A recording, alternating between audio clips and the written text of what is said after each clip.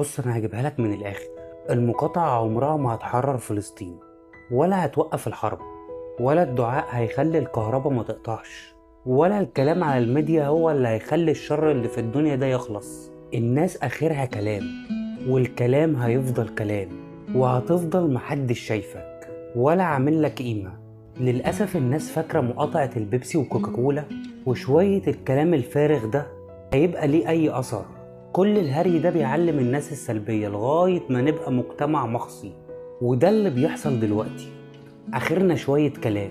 اعمل لنفسك قيمة الأول، وخلي لصوتك رد فعل وصدى، وبعدين ابقى قاطع براحتك.